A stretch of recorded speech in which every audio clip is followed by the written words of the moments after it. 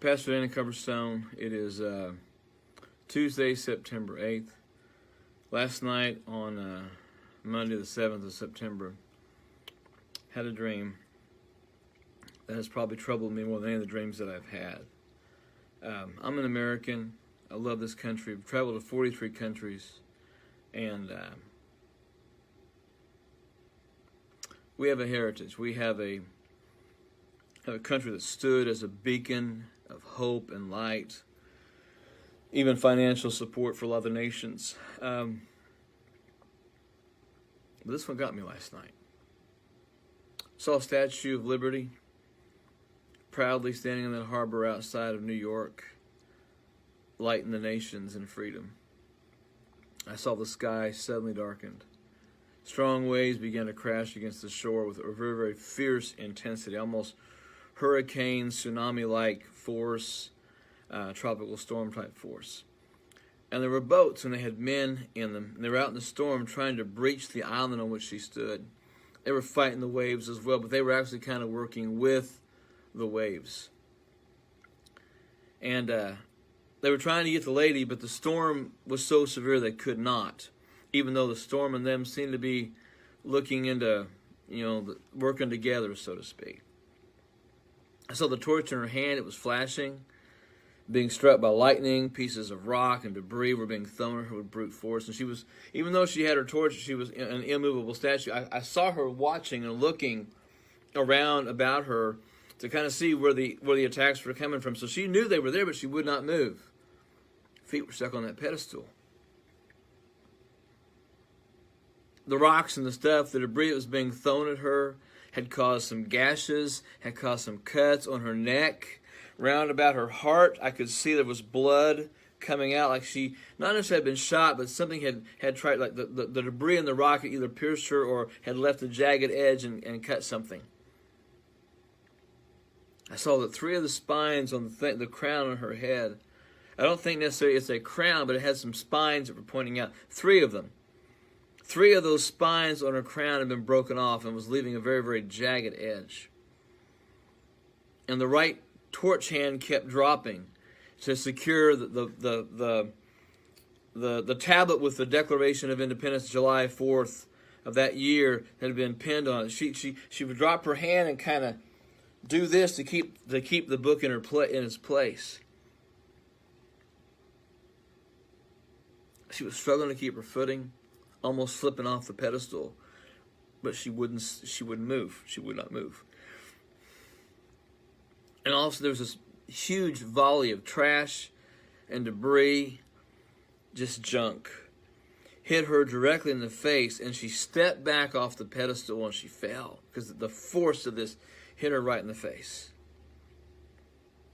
She still held on to the torch, and she still held on to the Declaration's date line on the book. But that light, that torch just kept flickering like a light about to go out. The Declaration that was in her left hand or left arm, it was cracked, and there were large chips and pieces falling off of it.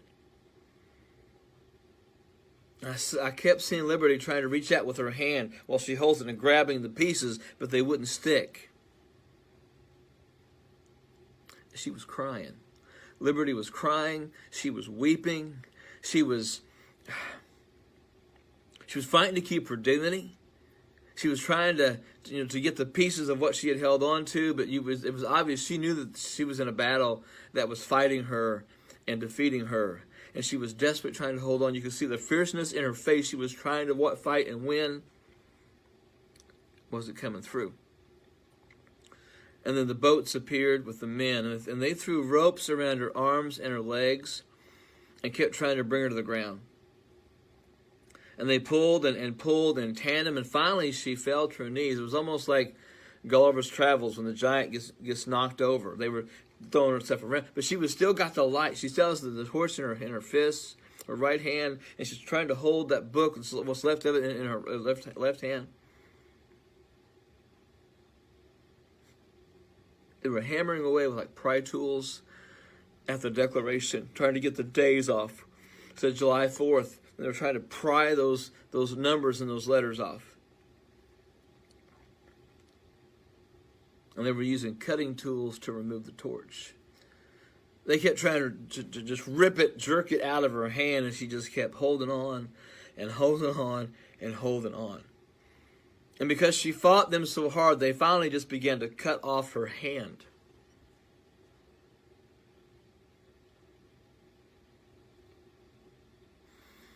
They tied her other hand behind her back.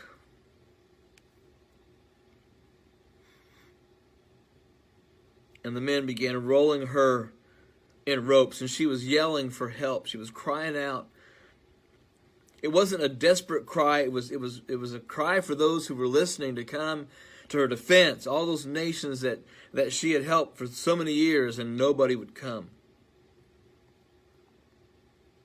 And they took a large banner of fabric. It was black and smoky gray, kind of all together. Black and smoky gray banner of fabric. And they covered her face with it. They just kept wrapping and wrapping, almost like a mummy would think. They just kept wrapping and wrapping and wrapping until you could barely see her eyes and the jagged spines of some of the the crown. Then they took an anchor chain and they wrapped it around her neck, and they asked her if she had any last words.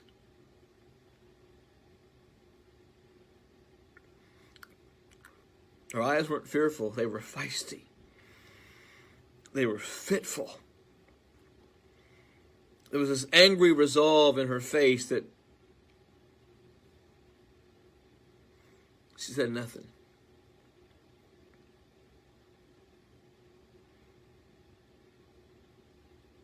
That chain was tied to a boat, and the boat began to drag her off of Liberty Island and out into the harbor.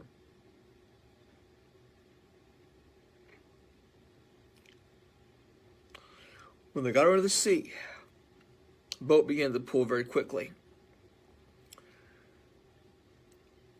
Her arms were down to her side, her legs were tied, and she was just kind of rolling, spinning as the boat pulled. The boat kept going faster and faster. It was almost like a ski boat was pulling her.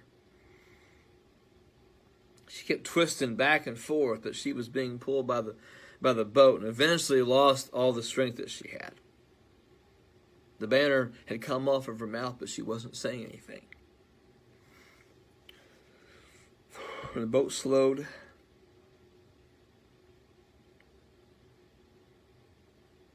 and then the boat kind of looked back to see where she was, and they reversed the boat. It reversed the boat and went backwards and ran over her. See that body bouncing and bleeding in the harbor. She took a breath and she went under. She came back up a minute later, and then she did the same thing again. And when she came up the next time, the boat accelerated forward, hit her square on the face as she went down.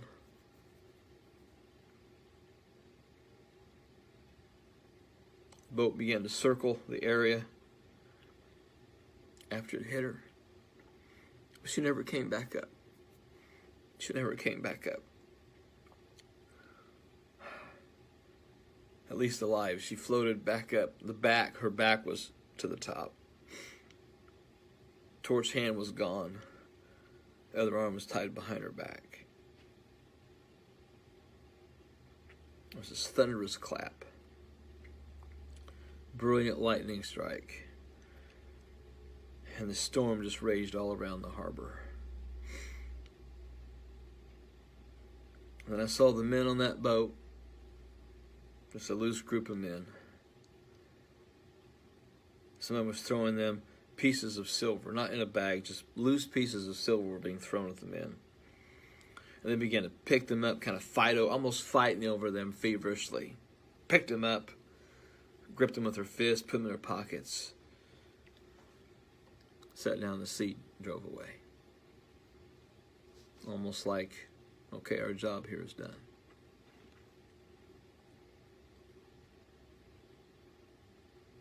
This one got me. The others, the dreams always get me, but this one got me because this is America's land I love. I know what the Statue of Liberty stands for.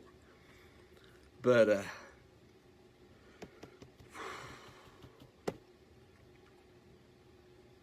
I love our country.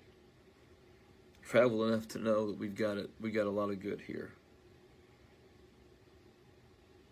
I know what most Americans think about this country, but I also know that a lot of people, they hate it, and don't even really know why they hate it. And I'm talking about the protests and the defund the police groups and any movement that wants to shred the Constitution. And I may get a little political here, and I don't care. What I saw has impacted me last night. I lost a lot of sleep last night. I woke up about 2:15. I've been able to get to sleep ever since. The dream going through my mind very, very much. Believers, we need to pray for our country. We know eventually it can't last forever. I know that. You know that. We all know that. My hope, my prayer was that this nation would last long after me so that my kids and my grandkids would understand how much this country has done for people, its people, and for the nations and for those that come. But I ask you to pray for America. I ask you to pray for our elected officials. Silver, at the end of the dream, tells me something. Somebody is paying to see her go down.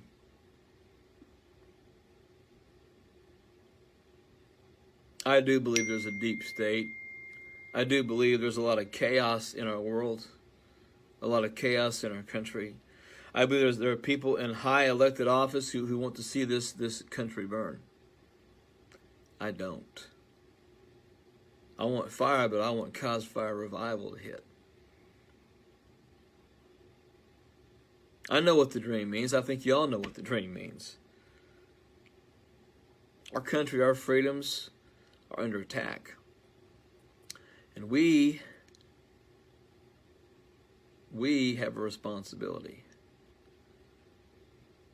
to occupy until he comes, to seek his face, to pray, and to trust.